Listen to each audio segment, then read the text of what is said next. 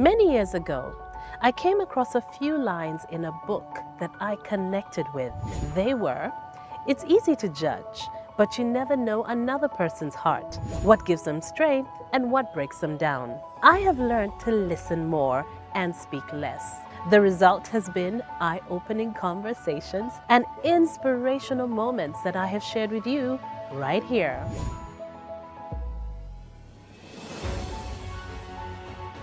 Hello and welcome back to my channel. It is Crystal One-on-One and we're on location at Le Chateau Brasserie Belge. It's a beautiful day and here with me now I have Adman. I don't know if he's the one who coined the phrase beast mode, but a lot of people know him for that particular frame of mind, should I say.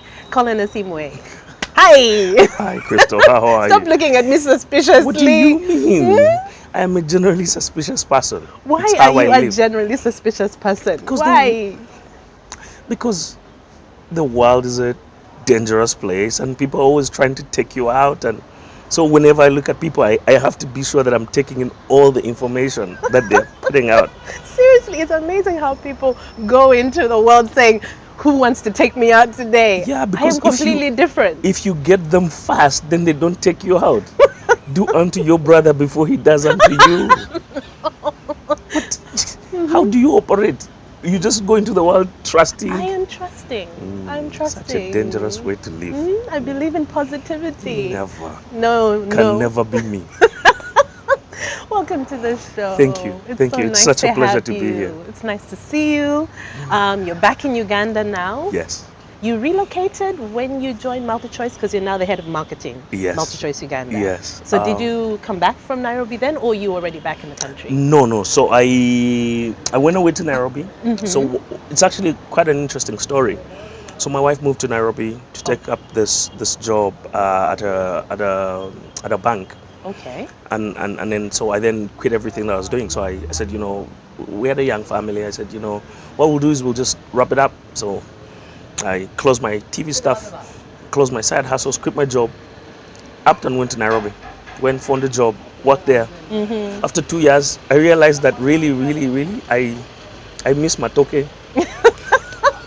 Actually, no, I'm lying. What is the main thing?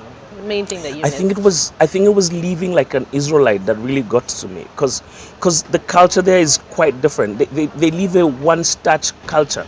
Okay. And so if you live in Uganda, you have normally you'll have some matoke, you'll have some maize, you'll have some posho, whatever it is. Yeah, you have a little there are variety. little options. So, yes.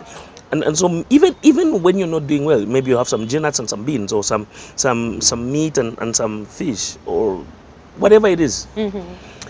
I went from a place like this to a place where they have one starch. If it's a party, everyone's eating flour. Or posho, everyone's eating that. And a place where it's only one sauce. And I just really suffered from the lack of options. Okay. And that's so can we agree that food is very important in the grand scheme of it's things? Central to my happiness. So at the end of 2 years, I said, a year and a half, I said, you know what? But also I had done what I'd promised to do. In the 18 months I'd been there, we'd delivered what we wanted to do for the business, we'd grown the business, we'd won the pitches we wanted to do, we'd established some strategic structure for the agency. And then I said, I want to go back. I want to go back because there's the things I want to take care of. I don't want to wake up and have spent 10 years away. Because in this time, and people miss this, your friends get married, they lose parents. We're at the age where people's parents are starting to die and your friends are having kids, and you're missing all these moments. Yeah. For what? Yeah. So then MultiChoice said, "Hey, we've got an opening here. Do you wanna come and see what you can do?" And I said, "Yeah, meet teacher." And that's how I came back. And so that's how you're back. Yes. Okay. Yes. I like the fact that you said your wife moved there, got a job, and then you closed shop here. Yes. And you went to join her. Yes. Because that's a thing that for conversation for many men, they're like, no way, I can never follow my wife.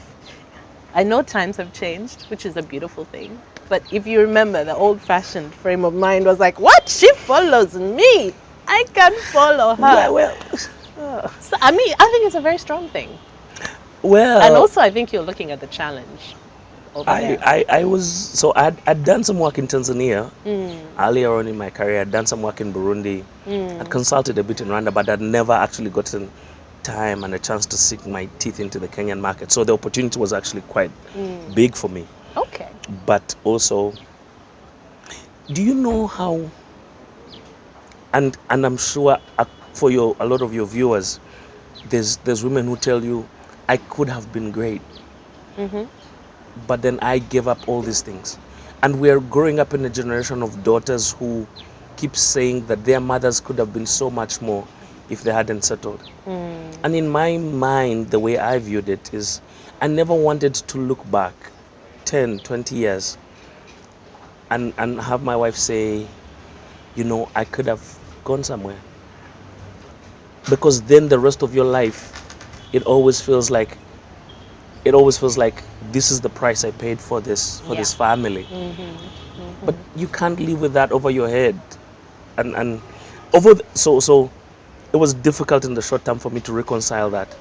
But even for our friends and our family, it was quite interesting for people to sort of agree to what we were doing. But then when you think about it over the next 20, 30 years, then it makes sense. It's one, you want to give a person the best chance to grow as far as they can go. And then two, you also want to cut off. I will be in trouble for other things. I will not be in trouble for this one. This one we can stop now. We have seen ahead. We shall stop now. So I said, we'll never have the conversation of, you know, I didn't do as much as I could. I like that you said, you know, you want your partner to grow because you are supposed to grow together. Yes. Yes. And sometimes in partnerships, one person has to put everything down for the other person to grow. But you said it was a challenge. When you went into the Kenyan market, was it what you expected? I mean, because you'd been in the marketing industry here for how long? Years. 10 years. Okay. Yes, I've been about 11 years. Communications overall, 10, 12 years. Marketing, advertising, about 8, 10 years. Okay. And so it was big. It's a big economy. And I mean, so you don't even, so it's so big that, so your tier 3 advertising clients are quite big. Like people easily, like without blinking, they'll put down 1 billion shillings in marketing. And that changes scale. It changes how you think about things. It also gives you perspective on what is expensive and what is value. And also because you start to see that once people have a little bit more money, the considerations they make about their lives and what's important and what isn't important. And it sort of gave me that perspective, allowed me to take that view on things. So the market itself is quite challenging. The media landscape is complex. It's changing, it's evolving quickly. You're seeing a lot more money going into sort of the digital space. And you see the traditional media trying to scramble to sort of catch up and pivot, but it's because it's all moving at the speed of culture. What people believe is how they practice, and what they practice is how they live. So it doesn't matter if Colin is the best TV show host. If people aren't watching TV at 8 because they are not home, they're not home. They'll be on their phone. So you need to figure out how to get Colin on their phone. On their phone, because that's where they're going to be. They're going to be in traffic for 2 hours. Yeah. They can't change that, but you need to figure out how to sort of. And I think that full circle, I think, came to me. It hit quite hard when I was in Nairobi. The fact that the customer has sort of taken back a lot of things. So one really interesting but sort of that. An example of that customer is King Johnny is the Always story, and what happened and how, you know, women and Kenyans on Twitter came back and they said to Always change this formulation, change this product. And at first I think they were trying to sort of placate people, but eventually they discovered it was not possible. And they've actually had to change the formulation, not in Kenya, but I think they're going to roll it out across Africa. And that's quite interesting, because the consumer now has power. They have they can choose to vote with their money, and those things are scary for us marketers. I know. Because it means we're no longer in control. And now there's so many platforms, so they have a voice, a real voice. It's not Yes. like back in the day, someone would Like, come, yeah. you know, with a Mail. complaint, Yeah, in if a you write to the box mailbag, outside. PO Box 1. No, so now it's people will put their names to it, and they'll say, you know, this is what happened, and so you have to be careful. I guess it's about time. The age of putting the consumer second after profits has died, and the consumer now becomes central, because you find we're looking for referrals. Everyone's looking for some say something positive about my brand. Come to my Facebook page, like this, engage that, share with your friends. You know, we've done a funny video. Will you share it? Because we're looking for that. I guess we're looking for that good referral, because referrals are good for us. They grow the business.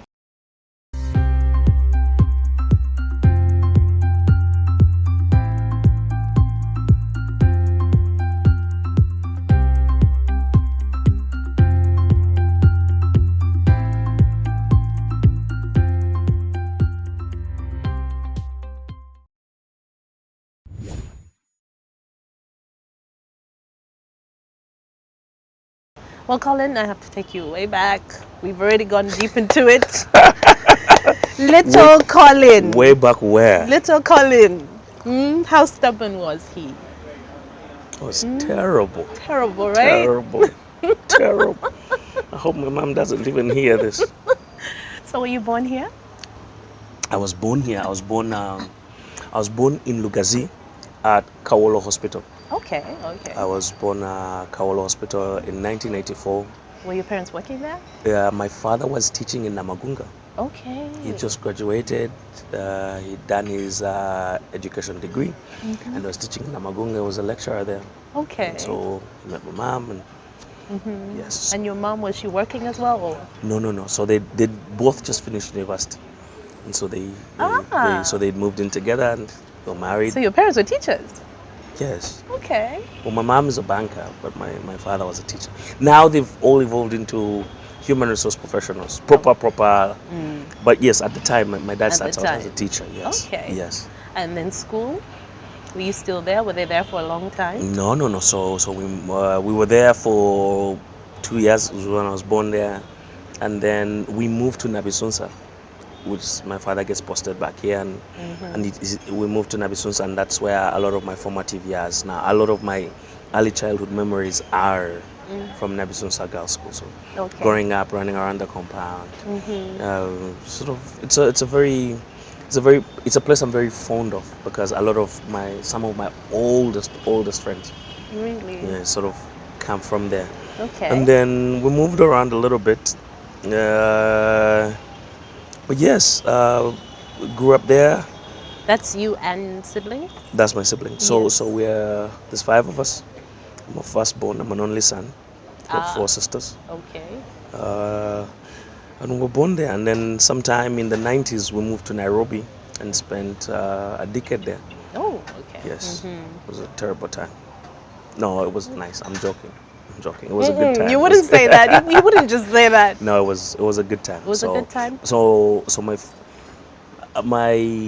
father's career, as he goes out of education and moves into human resource, he then pivots, and then so he gets this regional role, and then that takes him to Nairobi in about 95. So he moves there, and so the family moves there, because it's good for the family to be together. Yeah. And we're there until 2003. Okay. When we return. Did return you make here. a lot of friends there as well? Yes, I made a few friends. Have you held on to them? No. I don't know. It's like phone calls were expensive, and I could write, but just like postage fees were high. But I just said, we'll find each other. And now in the age of Facebook, you reconnect with a few people here and there. Yeah, that's true. Yes, so that's what ended up happening. Then So you came back after 10 years? 8 years. 8 years? 8 years, yes, yes. You came back to Uganda? We come back to Uganda. Back to school here? No, so what happens is, I actually have studied in Uganda my whole life. Never left. Oh. Yes. Okay. So when our family moves to Nairobi, I move into boarding school here. So I'm in P5. I move into boarding school for P6 and P7, and then I move into secondary school. So I go into. So it's just in the holidays you'd go back? Yes, in the holidays I go back. But my sisters sort of grow up there. They grow up. They go to school there. They're raised there completely. So you're the only one who stayed in school here? Yes. Okay. Which schools? Hey, this is interesting. So primary 1 to primary 5, I go to Uganda Road Primary, which is, best time of my life. I lie. So then I go to P6 and P7. I go to. Was that the games? I go to Seta boarding. Seta boarding is this, it's this little school out of Seta town. Okay. So, oh my God, such a. Was it worse than Buganda Road? It was terrible. Terrible. It was terrible. It was terrible. I mean, I'd never been to boarding school. Like, obviously, I finished my grub in the first 2 days. I think back, I cried so many tears. Oh. But I was young. It was 10 years, and so I mean, I do that. I go through that. It was quite exciting. Eh? I met a few friends. I met some guys. So from that time, I've actually kept in touch more with the guys who were new in Buganda Road than the people I met at Seta boarding. But so we then did that, and so I finished primary 7, and then I get admitted to St. Mary's, Chisubi. And so I go out there, and we study there. Then so that's I think. So I then hit puberty, teenagers. Is that when you became the terror? Yes. That was a difficult time in my life. And when why? Because now you can look back. Yes, but you see, was it just the hormones? Was it? No, I don't know. I can't even put it to something. Was it your personality? Was it that you wanted to rebel? Children who are 12 don't have a personality. No, I mean, some people are okay going with the rules, following the rules. Other people want to question. Other people I never was a rules person. So I go to this place and it's good. But like, I really enjoy the school. But I'm just like, I'm studying everything that's not examinable. It was such a So I'd go to the library and read the encyclopedia on crime. They had this really beautiful collection on the Encyclopedia of Crime. So I'd go out there and spend a day and miss all the English classes and all the history and all the physics. So come back, you can write fantastic English composition, but like your biology is out of whack. Your physics is crap. Your kid. So I mean, it's tough, and I don't understand what it is. But I'm also, I mean, I am getting anxious. So I'm going through a really difficult time with sort of adjusting myself into the school, and in my part of me is asking myself, am I set myself up? Is this the history of this college? Is it too much for me to bear? Am I out of my depth?